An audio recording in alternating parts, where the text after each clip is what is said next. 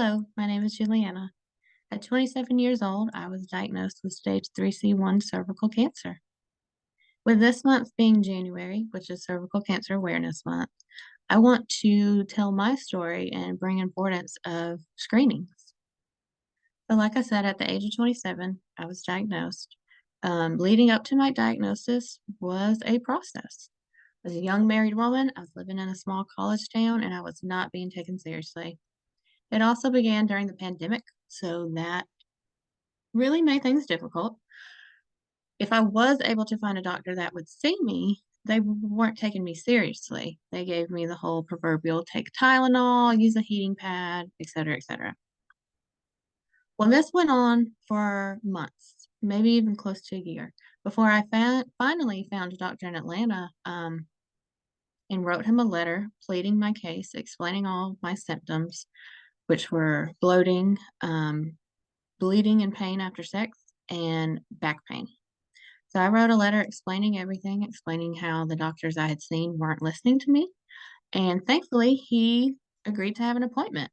He listened to all my symptoms. We did a pap smear, and unfortunately, it came back and it showed it was positive for HPV. So from there, we went to do a biopsy. The biopsy unfortunately did confirm that it was stage 3C1 cervical cancer. After I got that diagnosis, I strangely felt a sense of relief because I had been having problems and nobody could figure out what was the issue. So now I knew what the issue was. Now I know how I can fight it and treat it. So after that initial shock wore off, I did have several different surgeries. I did end up having a radical hysterectomy, which overnight threw me into menopause. It all happened so fast that I did not have any fertility preservation options. Overnight, 27 years old, full blown menopause. I can't, I cannot, I still cannot get the words together to describe the whirlwind that January was. Um, Once I got that diagnosis, then we came up with a treatment plan. I did 4 rounds of cisplatin. I did 27 rounds of external radiation and 2 rounds of internal radiation called brachytherapy, which is horrible. Once I did that, I did receive a no evidence of disease diagnosis. So, yay. But unfortunately, 364 days later, I ended up in the ER. My right leg hurt so bad. It was so heavy. I couldn't walk up the stairs. I just knew something wasn't right. So I went to the ER and explained what was happening, explained my history. He gave me a scan, and that scan showed that there was 8 new tumors that had popped up, all the way from my shoulders down into my leg, which was what was causing that pain. I was shocked. I felt like I had been punched in the gut. I could not believe it. I truly thought once I had rang that bell, I was over. I was done. I was moving on and finding that new normal. But I quickly realized that was not going to be the case.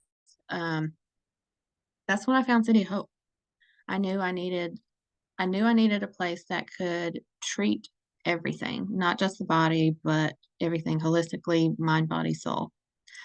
Once my team decided that it was pretty aggressive, that we were going to be aggressive in its treatment. So I think I went in on like a Thursday, and then that Monday I was starting treatment. I mean, we were serious. I From then I had a little over a year, I think, of Texel, Carbo, and cisplatin, I want to say. So that was about over a year of those incredibly hard chemo treatments. I would spend 8 hours in the infusion chair every 21 days. It was rough. Once I finished that, I did about a year of immunotherapy. So I was still getting chemo, I suppose. I was still sitting in the infusion chair every 21 days.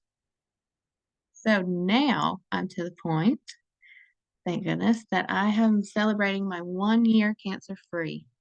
And I'm so excited to share that with you on my 3 year cancer anniversary. It's been such a long journey.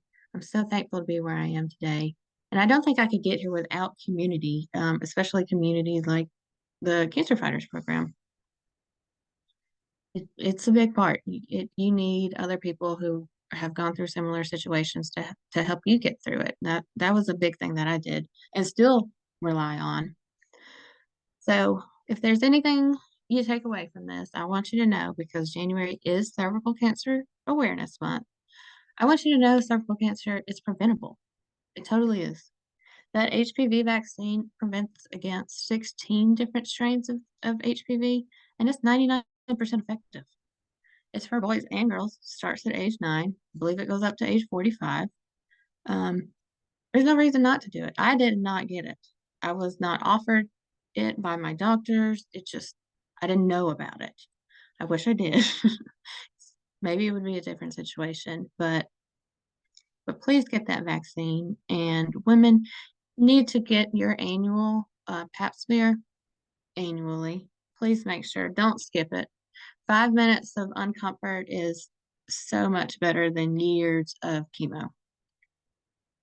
And then the last thing I want you to take away from this is advocate for your health, advocate for yourself.